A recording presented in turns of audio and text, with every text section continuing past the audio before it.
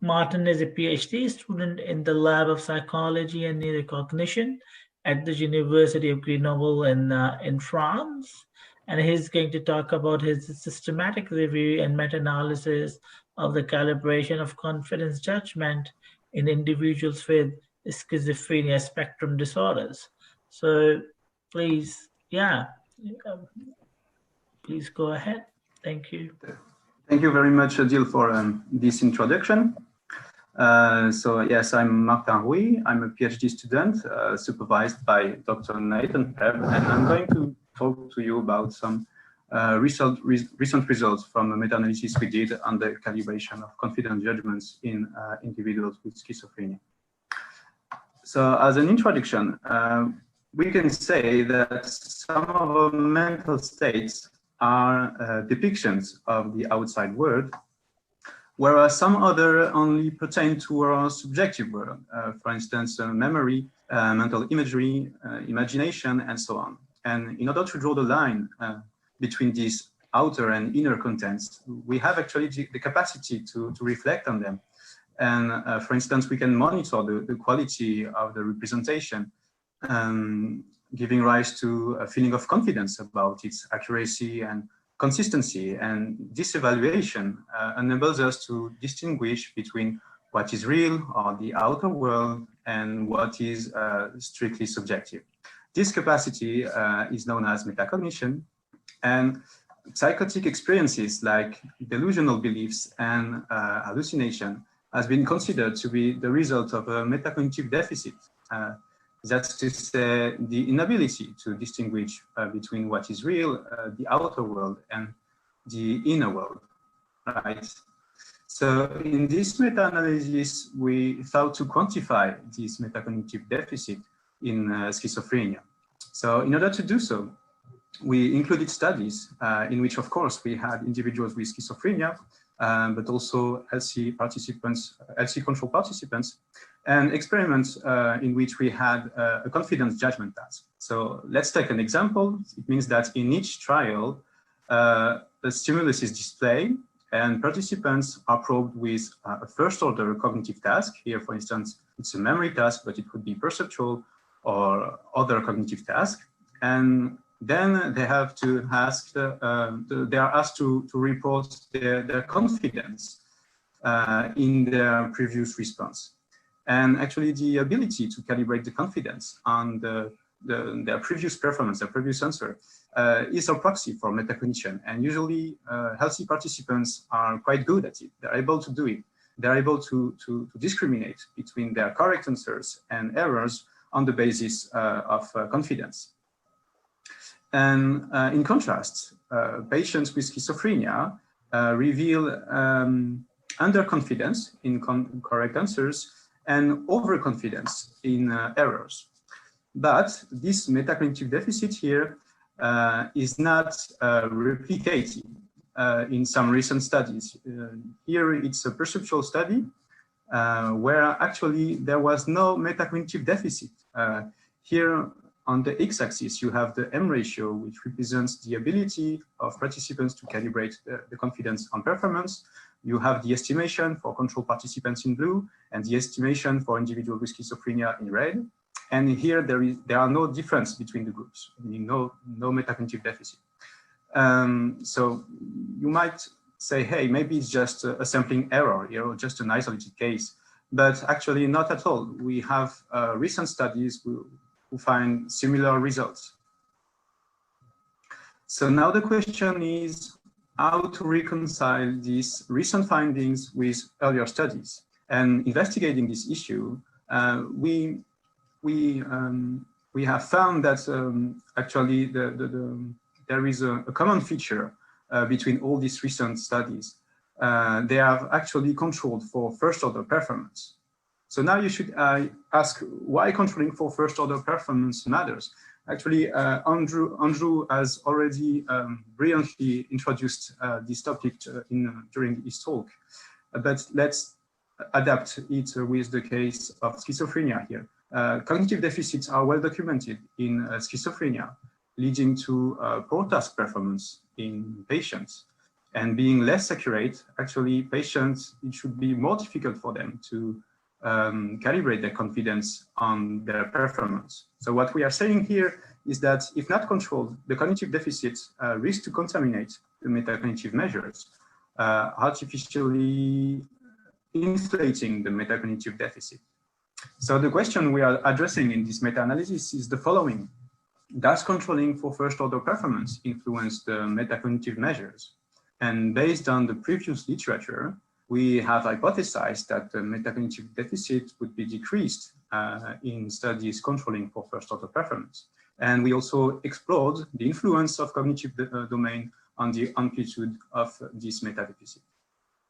So we did a systematic review first, consisting in entering some specific keywords in predetermined databases. From this, we retrieved almost 8,000 entries after duplicate removal. And after the long process of screening, we ended up with a final selection of 42 articles. Then we extracted the data.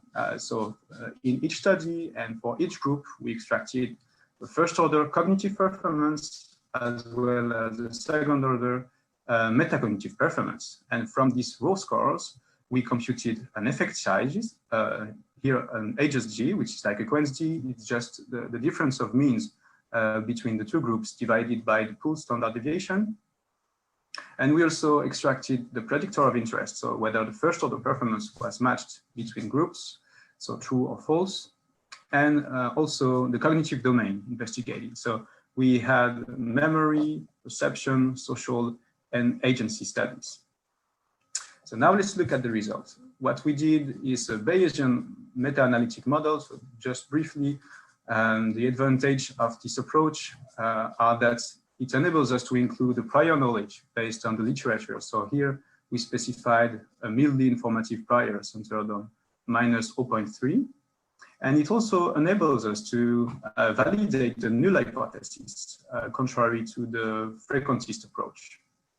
So now let's look at the forest plot of our meta-analysis. On the left, you have all the authors with the date of publication. On the x-axis, this is the effect size of the meta-deficit. So the more we go to the negative values, the more important the deficit. In the middle, you have all the posterior distribution for each study, which are obtained by multiplying the data by the prior. And on the right side, you have the mode of each posterior distribution along with the 95% credible interval. Now let's look at the very bottom line. This is the estimation of the meta-deficit given by our meta-analysis. You can see that this is quite precise. It is centered on minus 0.57. And actually, if we stop the analysis here, we would say that we have tremendous evidence here for the existence of a metacognitive deficit in schizophrenia. But wait a minute. Now let's look at the influence of performance matching between the groups. So here in the model, we just add the binary variable, the control of first order performance, which is true or false. So now we have two estimations of the meta-deficits. The x-axis is the same as in the forest plot, and we have an estimation for studies which did not control for first order performance, and the estimation in light gray for studies who did.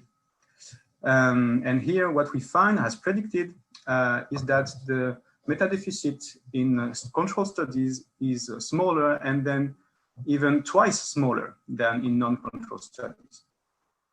So here we have computed a base factor, which is the ratio of evidence available for our hypothesis compared to the null hypothesis. And this number, 45, indicates a very strong evidence for our hypothesis, namely that controlling for first order performance would decrease the metacognitive deficit. So now let's look at this subset of studies, those studies controlling for first order performance. We are just zooming in this part, right? And now we assess the presence or absence of meta-deficits in this subgroup. So we did the subgroup analysis, and now we have computed the base factor, which is now only 1.3, and which is actually inconclusive, meaning that we can neither accept nor reject the null hypothesis of an absence of metacognitive deficit in schizophrenia. Right. And then we look at the influence of cognitive domains. So here in the model, we have put the category called predictor domain, which has 3 modalities, memory, perception, and others. What we have called others is just agency and 4 social studies. So here we have 3 estimations of the meta deficit. One for the meta memory, one for in white for the meta perceptual meta deficit, and one the meta deficit for other cognitive domains in gray. What is interesting here is the meta memory deficit. You can see that it is 2 or 3 times higher than in other domains. But this is not sufficient to conclude actually that there is a meta memory deficit here. Why? Because among the 27 studies in memory, actually only 1 has controlled for first order performance. So this could also be the result of a confound. Okay, having said that, let's remark that this only study controlling for first order performance in memory did find a meta memory deficit which was higher than in other cognitive domains.